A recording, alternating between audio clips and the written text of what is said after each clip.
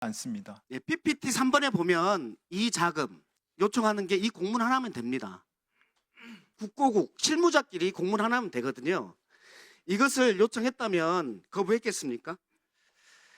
그 가정을 갖고 저한테 질문하시는 건 적절치 않은 것 같고요. 그러니까 이 부분은 첫 제가 번째 말씀드렸듯이 관련 법령에 따라서 가능하지 않습니다. 불가능하죠? 네, 그렇습니다. 예, 불가능한데 지금 요청을 했다면 어떻게 했겠는지에 대해서 물어보는 겁니다. 제가 말씀드리자면 저희 기재부는 그 당시에 계엄에 대해서 제가 반대 입장을 분명히 했고요. 거기서 어떤 것도 응하지 그 않기로 반대 저희- 입장을 네. 밖으로 기자회견을 했습니까? 아니면 성명서를 발표했습니까? 안 했죠? 저희 회의 내에서 그렇게 그래서 저희가 이렇게 하는 겁니다. 그것을 방한퉁수라고 합니다. 방한의 여포. 광복절 날에만 그 당일에야 만세부릉격이다. 이렇게 얘기하는 겁니다.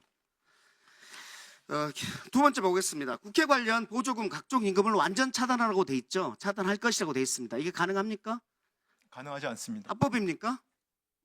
저분이 현실적으로 가능하지 않습니다. 불법이죠. 네, 가능하지 않습니다. 국가 비상기구 설치를 얘기를 했습니다. 이게 가능합니까? 저 부분은 정말 무슨 내용인지 모르겠습니다. 예.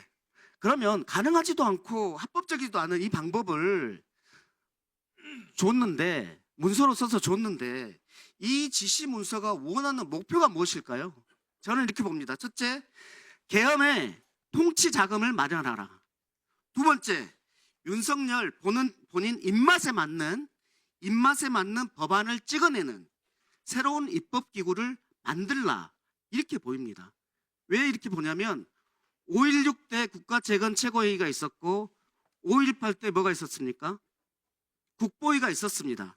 이렇게 통치기구를 만들려고 한 겁니다. 거기에 자금이 필요했고 거기에 대해서 예산을 세우라고 한 거고 국회는 해산하려고 한 겁니다. 국민의 입장에서는 이렇게 보이는데 권한대행께서는 어떻게 보입니까? 이 문서가. 제가 정확히 알지 못하는 내용에 대해서 답변을 드리기 좀 어렵다고 생각합니다.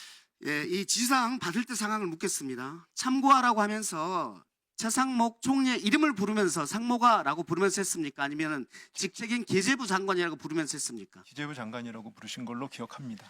그러면 대통령이 기재부 장관이라고 부르면서 했으면은 대통령이 무슨 문서를 줬다는 것을 인식하고 있었겠네요. 뭐 제가 그게 상식이잖아요. 제가 말씀드리는 사항은 아닌 것 같습니다. 그러면 대통령은 현재에서 이런 문서를 준 적도 없고 나중에 언론을 보고 알았다. 이것은 거짓말이죠. 제가 답변 드릴 사항은 아닌 것 같습니다. 예. 계엄 포고령 언제 보셨습니까? 저는 포고령을 아니, 소포고령. 네, 아마 지금 처음 본 것 같습니다. 그러면 포고령 외에 다른 문서 그때 대통령 만났을 때 A4 그거 말고 다른 문서 본 적 있습니까? 전혀 없습니다. 그러면 PPT 4번 보겠습니다. 계엄 선포문이라고 이걸 본 적 있습니까? 없습니다. 이걸 받은 적 없죠? 네, 없습니다. 그러면 이 내용에 대해서 심의가 있었던 것도 아니죠? 안건으로 올라온 것도 아니죠? 네, 아닙니다.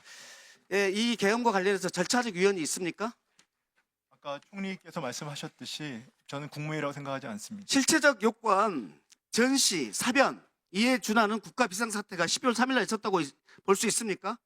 제가 여기 비상계엄은 잘못된 결정이라고 맞습니다. 말씀드렸고요. 네, 그러면 그 반드시 당시가 말씀드렸습니다. 국회의 권한 남용과 선거 부적 의혹 때문에 군사상 조치가 필요한 상황이었습니까? 제가 같은 답변밖에 드릴 수가 없습니다. 예, 대통령이 그렇게 주장하기 때문에 그러는데 권한대행께서는 그렇게 동의하지 않으시는 거죠? 예, 경제 좀 묻겠습니다. 경제 엄청나게 힘들죠? 네, 어렵습니다.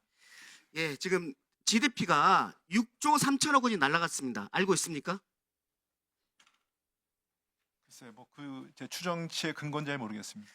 소상공인들 엄청 힘들다고 소비 절벽 얘기하고 있습니다. 네, 그거는 듣고 있습니다. 이따 하십시오. 네, 다 똑같은 지금 시간이기 때문에 다 그렇게 해주십시오. 네, 미안합니다. 자, 민홍철 의원님. 네, 우리 대통령 권한대행님, 네, 그 문건 쪽지 문건을 받으셨다고 하면서도 내용은 관심이 없고 확인을 안 했다고 하셨는데 사실 참 국무위원으로서 그리고 가장 중요한 경제장관 입장에서 그 중차대한 계엄이 선포됐음에도 불구하고 그 문건을 확인을 안 했다는 그 자체가 저는 이해를 못하는 것 같아요. 뭐 지금 본인도 이해를 못 하시는 거죠. 이제 의원님께서는 지금 문건을 보니까 그렇게 말씀을 하실 수 있겠지만 제 자. 상황에 대해서 그 당시에 보시면 저는 전혀 상상하지 못했던 일이 벌어졌고요. 네. 그다음에 저는 좋습니다. 그 당시에 아까도 초연시라고 말씀드렸고 저는 사퇴를 하겠다고 생각을 했고 개헌에 반대를 했습니다. 그래요. 그렇기 때문에 좋습니다. 그렇지만 시장이 돌아가고 있기 때문에 그래요. 하여튼 그 부분을 관리하기 위해서 예. 제가 책임을 다하겠다는 근데 이 생각만 문건을 있었습니다. 네. 김용현 전 국방장관은 헌법재판소에서 본인이 작성해서 대통령께 보고를 했다. 이렇게 지금 진술을 하고 있고요. 네. 그 이유가 국가비상입법기구 관련 예산 편성을 넣은 것은 사실 저희가 볼 때는 전두환 신군부의 비상입법기구를 모방해서 한 걸로 저는 추정이 되는데 헌법재판소에서는 이렇게 변명을 했어요. 민생 살리기 법안이 많이 있었고 경제가 어려웠기 때문에 비상경제 조치를 하기 위한 기구를 편성하기 위한 거였다. 동의하십니까? 저는 그 정확히 무슨 말씀인지 이해를 못하고 있습니다. 이해를 못하죠. 네. 그러면서 그 당시에 여러 가지 대통령께서 평소에도 대수비 회의에서나 장관들에게도 재정경제명령 등 비상조치를 말한 적이 있다. 각종 회의에서 우리 대행께서 이런 대통령의 말씀을 들은 적 있나요? 저는 없습니다. 없죠? 이렇게 변명을 하고 있는 거예요. 그 상황이 재정경제명령을 헌법 제76조에 의해서 할 수 있는 요건이 따로 있지 않습니까? 네, 있습니다. 자, IMF 때도 안 했죠. 네. 예, 제가 기억하기에는 김영삼 정부 때 금융실명제를 시행하기 위해서 재정경제명령을 한 걸로 기억하고 있어요. 네, 맞습니다. 그 정도로 긴급한 어떤 보안을 유지하면서 경제적인 여파를 최소화시키면서 할 수 있는 최소한의 요건이 있을 때 하는 거잖아요. 알겠습니다. 이미 보시기도 전에 따르지 않고 있다고 했는데 이 내용을 보니 더욱 말이 안 된다 이런 말씀이신가요? 그 내용을 다 읽지도 않았습니다. 사령관이 답변 자세가 문제가 있어서 지적하는 거죠. 또라이라고 말하는 것들도 넘어가는 것이 민주당 의원들 태도 아닙니까? 그 동료 의원한테 하여튼 우리 위원회가 겠습니다. 지난번에 제가 자료 요구했는데요. 자료가 제대로 오지 않았습니다. 다시 한번 3분 자료 요구하겠는데요. 여인영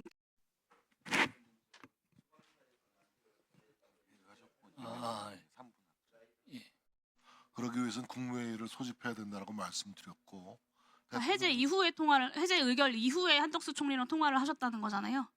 국회 의결 이후에. 네, 그죠. 네, 그걸 여쭤본 겁니다. 그 한 총리 말씀대로 빨리 종료를 시키자. 그리고 좀 전에도 말씀하셨지만 추경 필요하면 해야 됩니다. 뭐 민생을 살리고 또 경제 질의하겠습니다. 자, PPT 한번 봐주시죠. 대수장이라고 아시죠? 네, 알고 대한민국 있습니다. 수호하는 장성들의 모임이 약자인 것 같은데 대한민국 윤석열 정부의 검찰은 비상계엄 요건이 안 된다. 헌법상에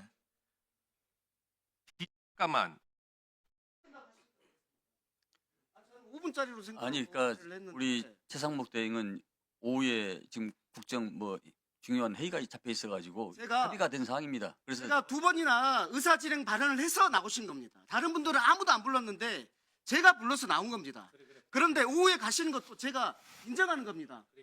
그런데 경제 부분 해야 되는데 이 부분을 5분을 안 주는 게 저는 이해가 안 돼서. 자 2분 주세요. 2분. 네.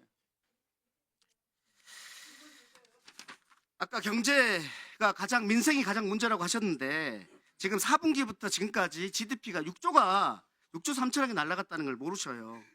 소상공인들 너무나 어렵다고 하고 있습니다. 이렇게 막 보내왔습니다. 뭐라고 보내왔냐면 동전 한 입조차 말라버린 자영업자 참혹하다, 비참하다 이렇게 하고 있습니다. 저는 이해합니다. 내가 사표라도 내겠다고 했을 때 이창용 총재가 그러면 안 된다라고 했을 때 그 이유가 뭐였죠? 네, 일단은 경제 때문이었죠. 그렇습니다. 최근에 첨단 전략자금 기금 34조 한 것도 경제 때문이죠.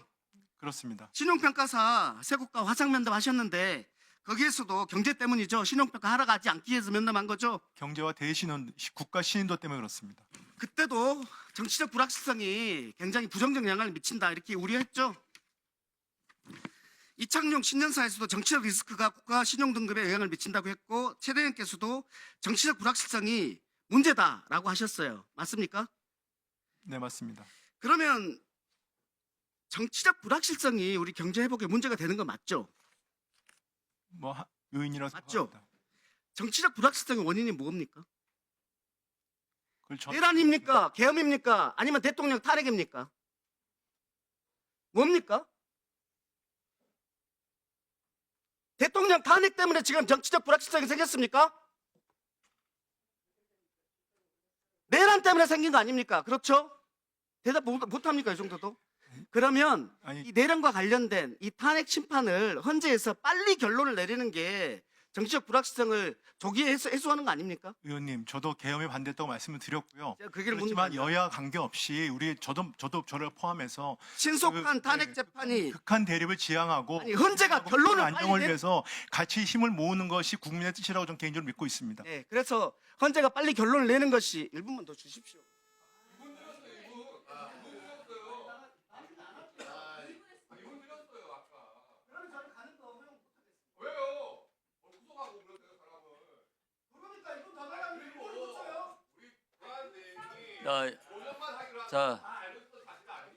자, 각 의원님,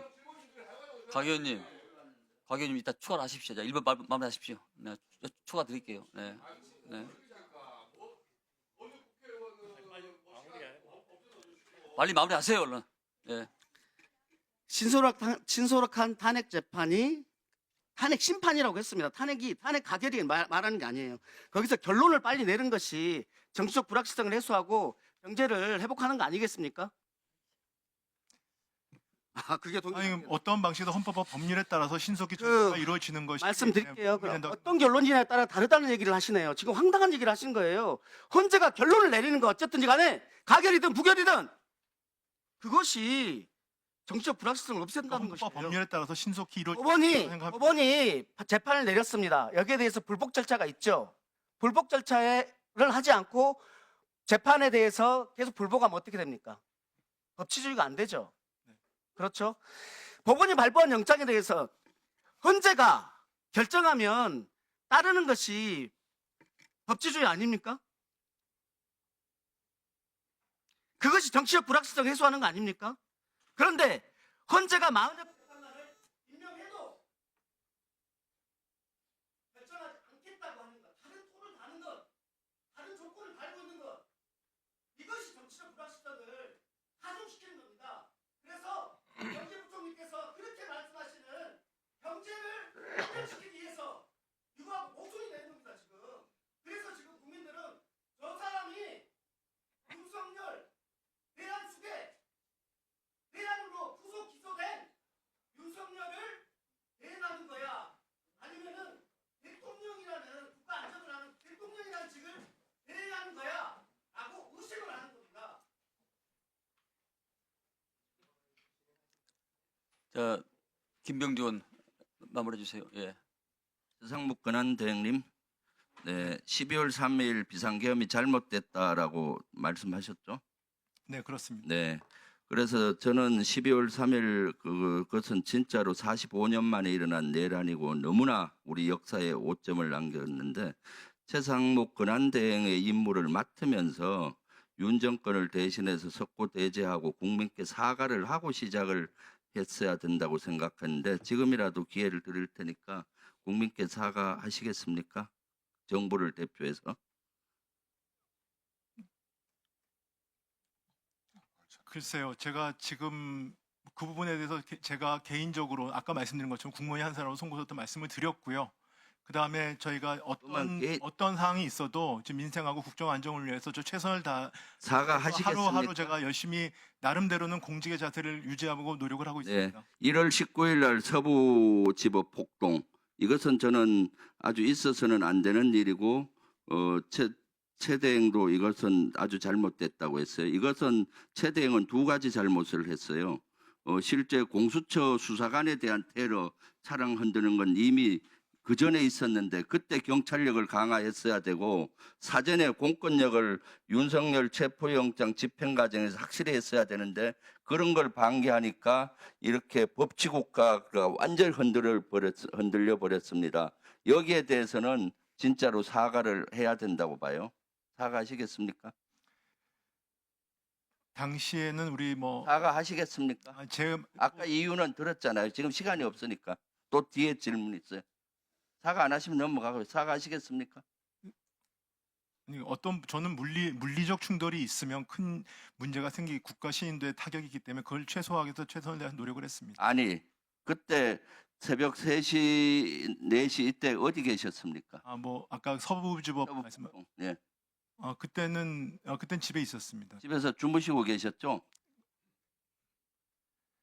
뭐 일단 네 지금 기억은 정확히 안 납니다. 네. 주무셨겠죠. 그래서 아침에 일어나 보니까 한 8시 반 정도 알았다는 거고 9시 반에 보고받은. 제가 그 그러니까 부분에 이렇게- 대해서는 네. 그 부분에 대해서는 저희가 많이 반성을 하고 저희가 뭐 경찰청과 그다음에 이런 아니, 부분에 그러니까 하려고 국민께 말씀드렸습니다. 이것은 최대행이 직무유기한 겁니다. 우리 법원이 무너졌어요. 법원에 폭동이 일어났는데 이건 사전에 막을 수도 있었는데 이미 징후가 있었잖아요. 공수처 수사관들 차에 대한 테러를 하고 그럼 그때 경찰력을 강화하고 했어야 되고 그 전에 공권력 윤석열 체포영장 집행할 때 명확히 했으면 이런 게 안 일어나는데 여기에 대해서는 너무나 잘못됐기 때문에 당연히 사과를 해야 되는 거죠. 석고대죄하고. 네, 그 부분에서 뭐 저희가 저기 잘못한 부분에 대해서 그 사전에 그 부분에 대해서 엄정하게 대응하지 못한 부분에 대해서는 송구스럽게 생각합니다. 네. 네. 예.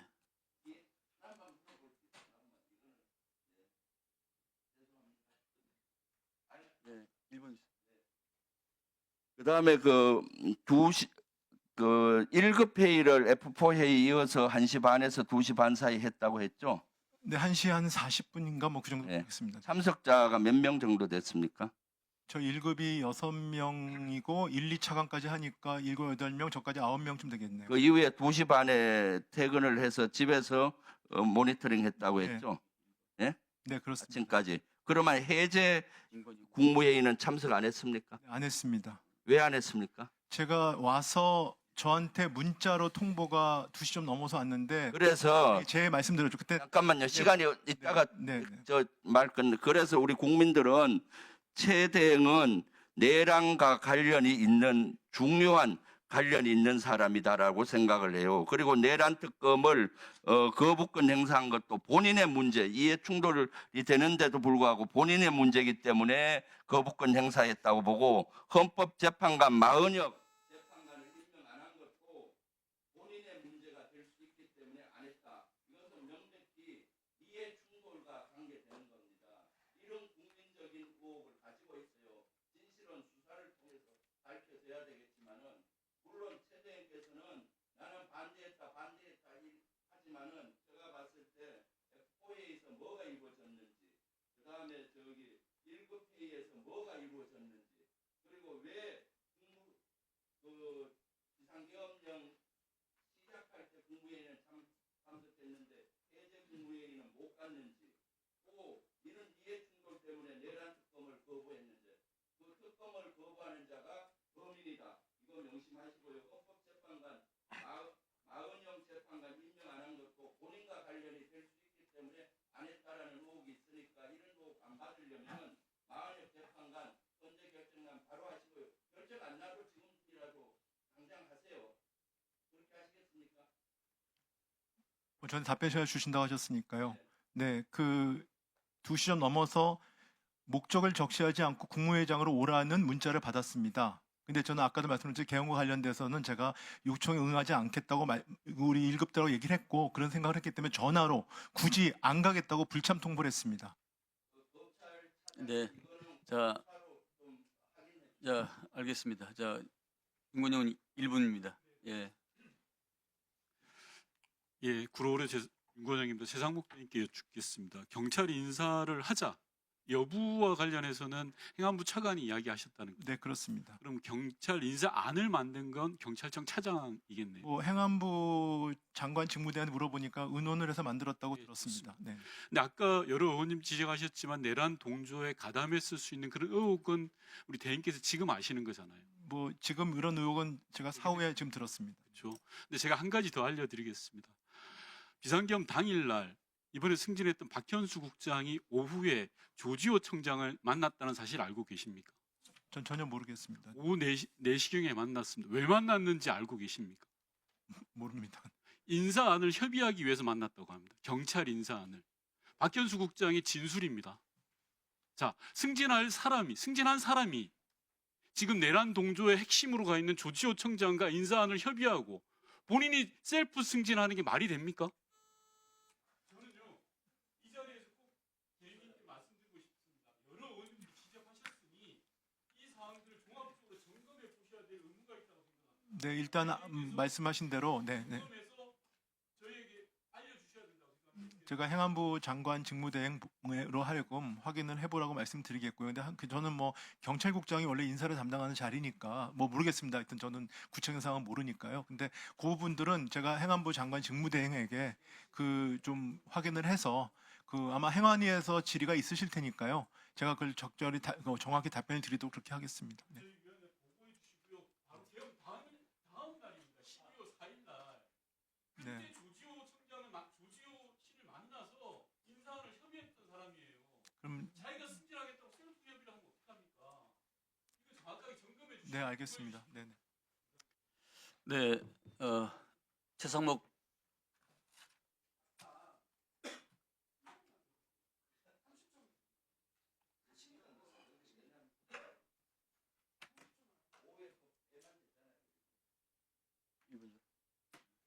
회의 진행을 그렇게 말하니? 예, 죄송합니다. 최 대행님, 네. 아까 답변에 헌법재판소가 여야 합의를 확인하는 기관이 아니다라고 말씀하셨죠. 아니 아까 저기 의원님께서 다른 다른 의원님께서 분 답변에. 이걸 3단 논법으로 말씀하시길래 제가 그냥 답변을 드린 겁니다. 네. 아니 그러면 네. 그러면 제가 다시 물을게요.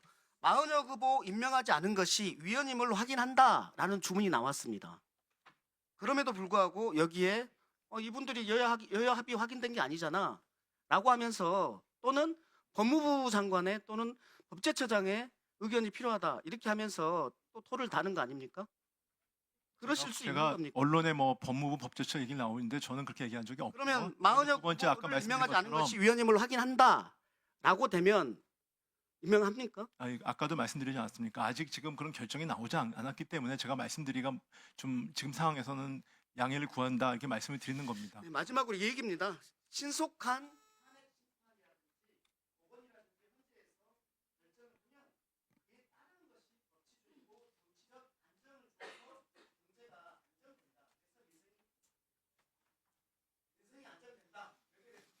네, 유념하겠습니다.